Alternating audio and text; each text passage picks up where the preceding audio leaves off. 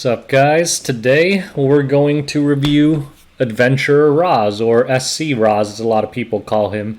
As always, let's go over his skills first. I know you're all excited because he's a new hero. So first, let's go over all his abilities. His S1 is pretty basic, but it's been upgraded to have a 75% chance to dispel a buff.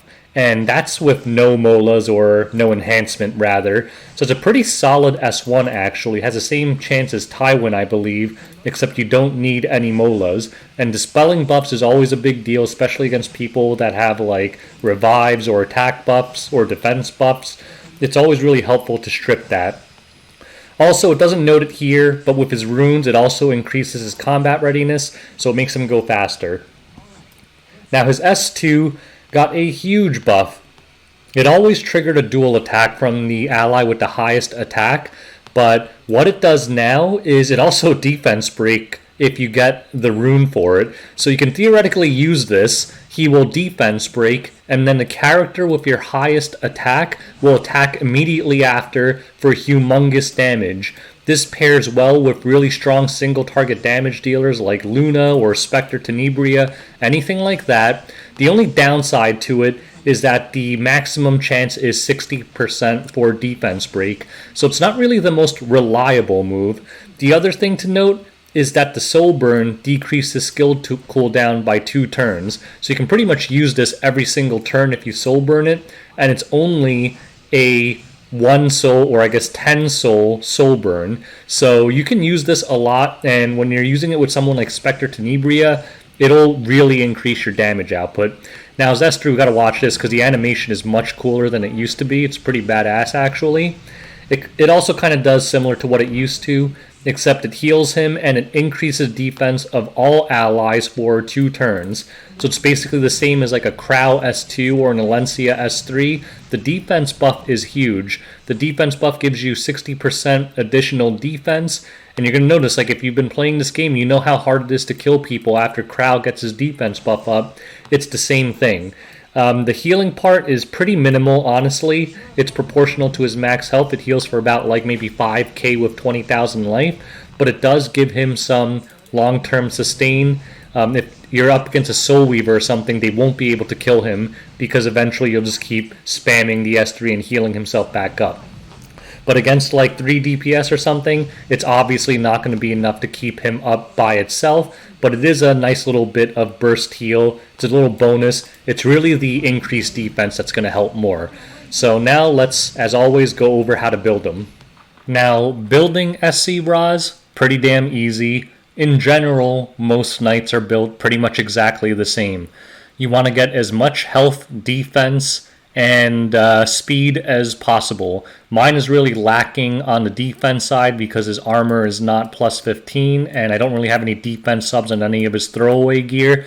I wasn't really trying very hard to build him well, but ideally you'd probably get him to something more as close to 14 or 1500 defense as possible. In addition to these stats, really not that hard if you have better gear. But basically really easy to use. If you look at his skills, damage increases proportional to max health. Damage increases proportional to max health. So obviously you want to get as much life as possible on him. I think stats to shoot for are around 20,000 life, 13 to 1500 defense, and I would say minimum 175 speed. With better gear, you can probably easily get him to like 1300 defense, 22,000 life, and maybe even 200 speed. His base speed's pretty bad, it's 101, but a lot of that is helped by his runes. And along that note, let's talk about his runes, because I think that's a very important aspect of any specialty change hero.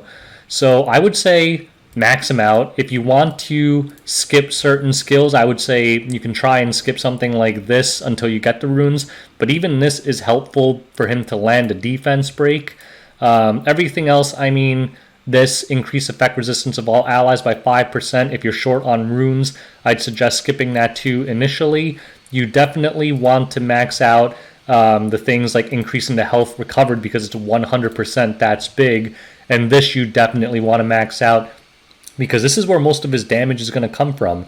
That 60% chance to defense break and then totally nuke out your opponent with your highest attack hero. In terms of artifacts, again, not very complicated. You want to use standard knight artifacts. Adamant Shield, Aureus, you can get weird and use Holy Sacrifice or something like that, but really that's not ideal. Your main choices are going to be Aureus or Adamant, like most of the other knights out there. If you want to get creative, I mean, some of these other knight artifacts are also okay. Noble Oath is good because he's a pretty tanky knight with self-sustain, but again, really, there's no reason to use them over Aureus or Adamant unless you have another knight on the team that's carrying them already. So now, as always, the most fun part, let's try them out in PvP. Why don't we give this quadruple ML5 team a try? Ruel, DJ Bassar, FCC, and ML Ken. Can we bust through this nonsense?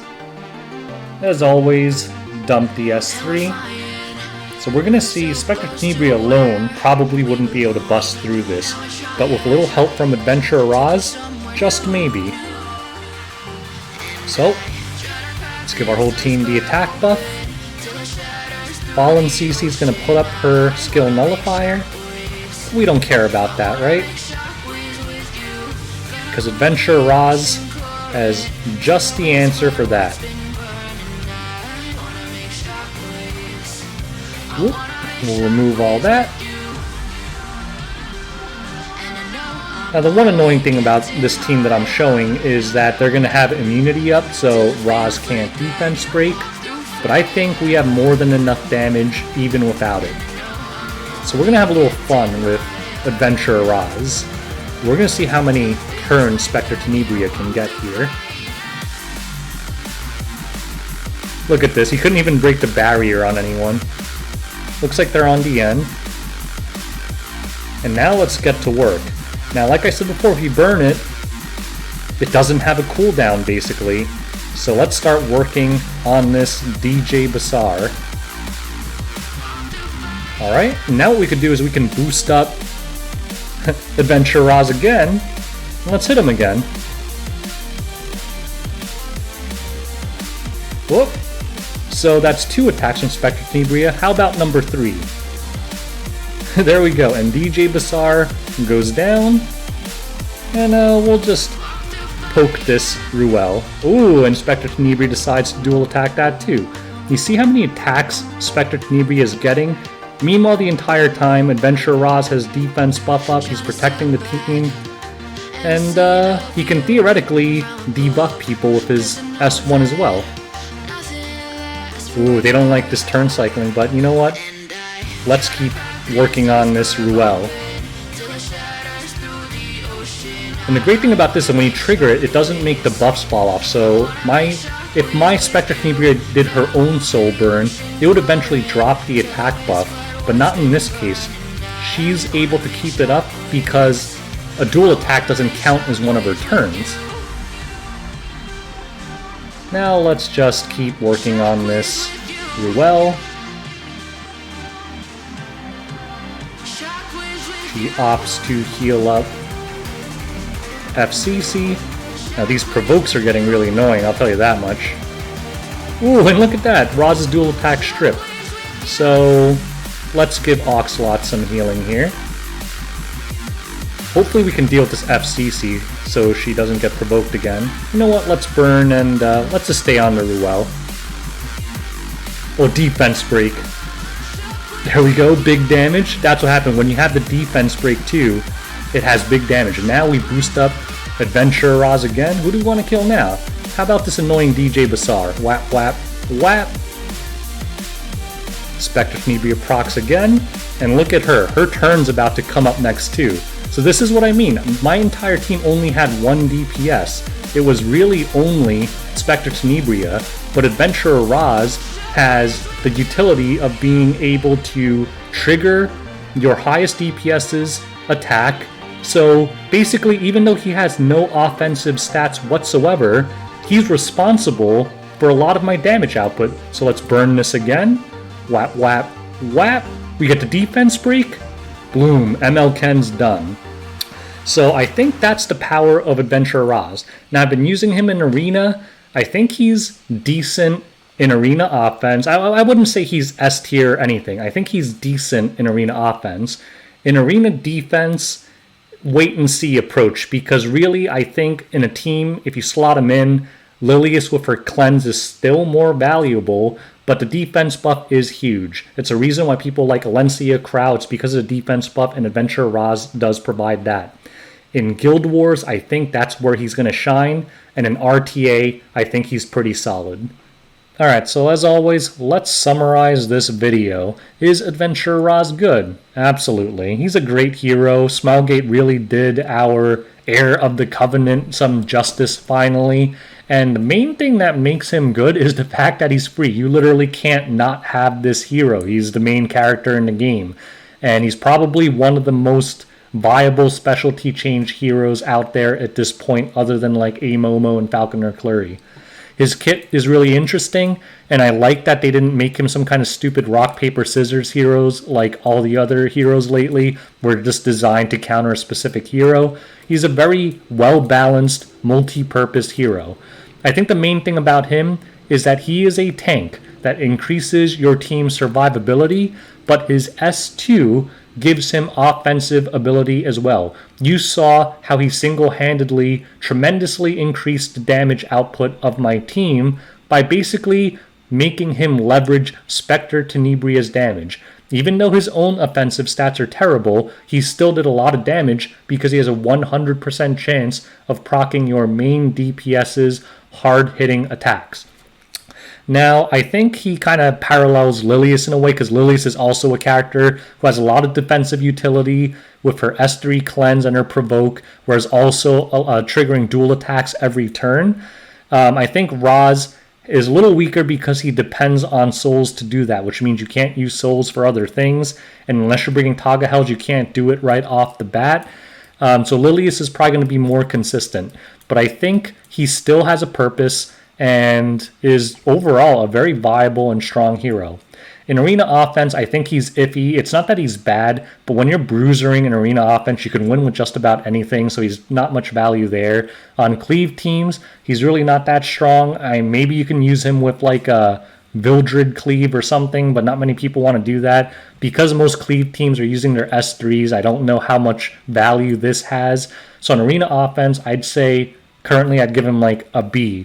On Arena defense, I think it remains to be seen. Because he has the defense buff, which is very highly valued on defense, he might be pretty strong, and his S2 still gives him some damage potential, and dispels are really annoying to deal with when you're on offense. So he might be pretty solid. Maybe I'll give him also like a B or maybe even a low A on Arena defense. Guild Wars in the 3v3 format is where I think his kit is going to be extremely powerful. If you have like Soul Weaver, Roz, and a strong DPS, I think in Guild Wars he may even be an S. So I'm going to experiment with him more in Guild Wars and see. And in RTA, I think he's also going to have a strong showing with his kit. In RTA, I think he'll be like a solid A. He's definitely not top echelon, but he's definitely going to show up. I'll tell you that much. I'm already seeing him. So anyways, I don't have to say good luck pulling for him, because you can all get this hero. Good luck building him, farming the runes to max out his specialty change, experimenting with him. I think you won't regret it. He's a really cool hero. Thanks for watching. Make sure you like and subscribe if you want to see more hero reviews, and let me know what hero you want reviewed next. Till next time, guys, thanks for watching.